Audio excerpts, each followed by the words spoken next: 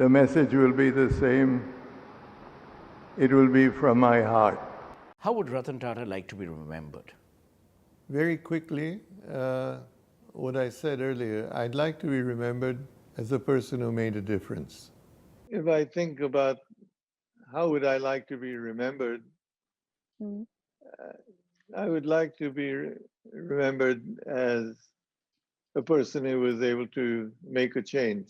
सन 1992 में एयरलाइंस के मुलाजमीन से एक हैरत अंगेज सर्वे किया गया। एयरलाइन के अमले से सवाल किया गया कि दिल्ली से मुंबई की फ्लाइट्स के दौरान आपको सबसे ज्यादा मुतासर करने वाला मुसाफिर कौन है। इस सर्वे के जवाब में रतन टाटा को सबसे ज्यादा वोट मिले, यानी अमले के बेशतर अरकान ने कहा कि रतन टाटा ने उन्हें सबसे ज्यादा मुतासर किया। उसकी वजह जानने की कोशिश की गई तो मालूम हुआ कि वो वाहिद वीआईपी मुसाफिर थे जो अकेले सफर करते थे। उनका बैग और फाइलें उठाने के लिए उनके साथ कोई मुलाजिम नहीं होता था। जैसे ही जहाज रनवे छोड़कर टेक ऑफ करता तो वो खामोशी से अपना काम शुरू कर देते। वो फजाई मेजबानों से बहुत कम चीनी वाली ब्लैक कॉफी तलब करने के आदी थे। ताहम अपनी पसंद की काफी ना मिलने पर उन्होंने कभी किसी फ्लाइट अटेंडेंट को कभी नहीं डांटा। इंडिया के ये बिजनेस टाइकॉन रतन टाटा आज 86 साल की उम्र में वफात पा गए हैं। उन्होंने 2 दहाइयों से ज्यादा अरसे तक नमक बनाने से सॉफ्टवेयर बनाने वाले ग्रुप की क़यादत की, जिसमें आज तकरीबन 6 लाख से ज्यादा मुलाजमीन काम करते हैं। इस ग्रुप का सालाना रेवेन्यू 100 अरब डॉलर से भी ज्यादा है।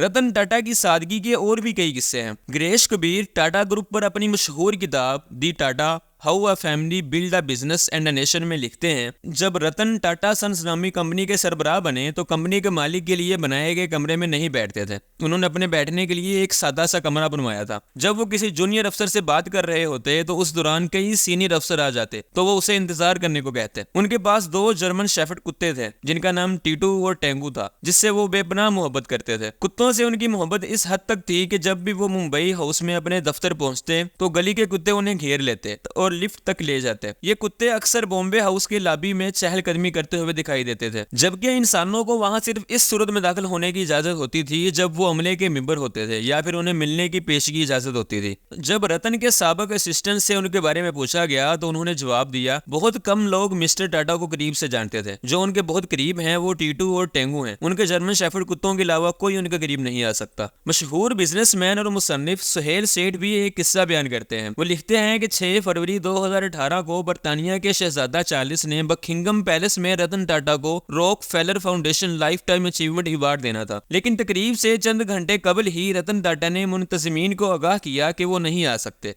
क्योंकि उनका कुत्ता टीटू अचानक बीमार हो गया है। जब चार्ल्स को यह कहानी सुनाई गई तो उन्होंने कहा कि ये एक हकीकी आदमी की पहचान है। रतन टाटा भी वक्त की पाबंदी के लिए जाने जाते थे। वो काम खत्म करके शाम ठीक 6:30 बजे अपने दफ्तर से घर के लिए निकलते थे। दफ्तर से मुतल्लक काम के लिए घर पर कोई राब्ता करता तो वो अक्सर नाराज हो जाते। अलबत्ता वो अपने घर में फाइलें और दूसरे कागजात पढ़ते थे। अगर वो मुंबई में होते तो अपना वीकेंड अलीबाग में अपने फार्म हाउस पर गुजारते। इस दौरान उनके साथ उनके कुत्तों के अलावा कोई नहीं होता था। उन्हें ना सफर का शौक था और ना ही तकरीर करने का। वो नमूदो नुमाइश से बहुत दूर थे। बचपन में जब फैमिली की रोल्स रॉयस कार उन्हें स्कूल छोड़ने जाती तो वो बेचैनी महसूस करते थे। जो लोग रतन टाटा को करीब से जानते हैं वो कहते हैं कि उनकी जिद्दी तबीयत दरअसल उनकी खानदानी खसूसियत थी जो उन्हें अपने वालिद नेवल टाटा से विरासत में मिली थी।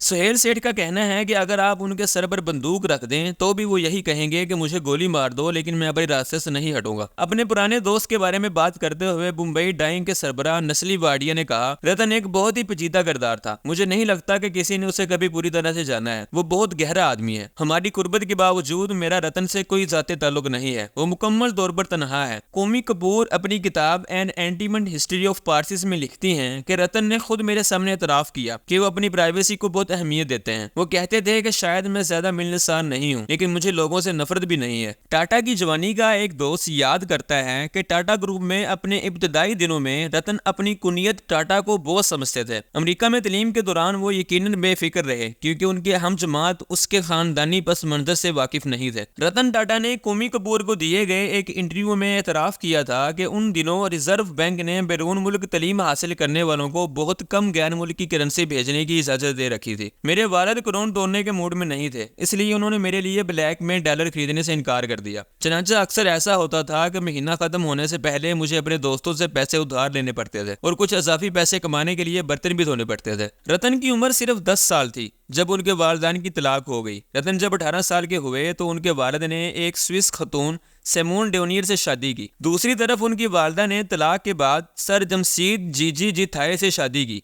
रतन की परवरिश उनकी दादी लेडी नवास बाई टाटा ने की। रतन 7 साल तक अमेरिका में रहे। वहाँ उन्होंने कार्नेल यूनिवर्सिटी से आर्किटेक्चर और इंजीनियरिंग में डिग्री ली। लॉस एंजलिस में उनकी अच्छी नौकरी और एक शानदार घर था, लेकिन अपनी दादी और जीआरडी के सलाह पर उन्हें इंडिया वापस आना पड़ा। उनकी अमेरिकी गर्लफ्रेंड भी उनके साथ इंडिया आई थी, लेकिन वो यहाँ की जिंदगी से हम आहंग ना हो सकी और वापस अमेरिका चली गई। रतन टाटा सारी जिंदगी गैर शादीशुदा रहे। सन 1962 में रतन टाटा ने जमशेदपुर में टाटा स्टील में काम करना शुरू किया। गिरीश कबीर लिखते हैं कि रतन जमशेदपुर में 6 साल तक मुकीम रहे, जहां उन्होंने शुरू में अपनी इंटर्नशिप एक दुकान में फ्लोर वर्कर के तौर पर नीले रंग का लिबास पहनकर की। उसके बाद उन्हें प्रोजेक्ट मैनेजर बना दिया गया। बाद में वो मैनेजिंग डायरेक्टर एसके नानवती के स्पेशल असिस्टेंट बन गए। उनकी लगन से काम करने की खबरें मुंबई पहुंची और जीआरडी टाटा ने उन्हें मुंबई बुला लिया। उसके बाद उन्होंने 1 साल तक ऑस्ट्रेलिया में काम किया। जेआरडी ने उन्हें खसारे में चल रही कंपनियों सेंट्रल इंडिया मिल्स और नीलको को बेहतर बनाने की जिम्मेदारी सौंपी। रतन की क़यादत में 3 साल के अंदर ही नेशनल रेडियो और इलेक्ट्रॉनिक्स ने मुनाफा कमाना शुरू कर दिया। सन 1981 में जीआरडी ने रतन को टाटा इंडस्ट्री का सरबराह बना दिया। हालांकि इस कंपनी का टर्नओवर सिर्फ 60 लाख था,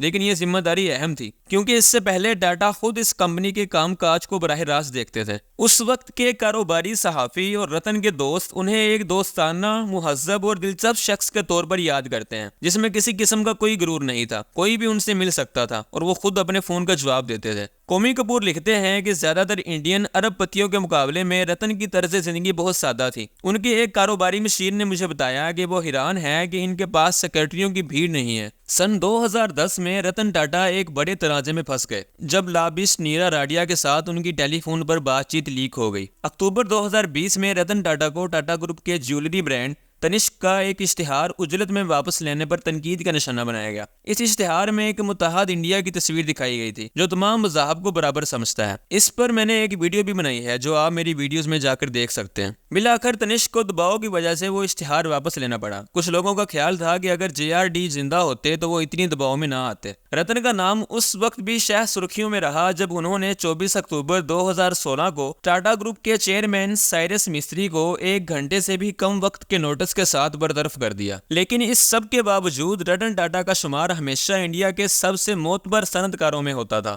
जब इंडिया में कोविड की वबा फैली तो रतन टाटा ने फौरी तौर पर टाटा ट्रस्ट से 500 करोड़ रुपए टाटा कंपनियों के जरिए 1000 करोड़ रुपए दिए ताकि इस वबाई मराज और लॉकडाउन के माशी नताइज से निपटा जाए।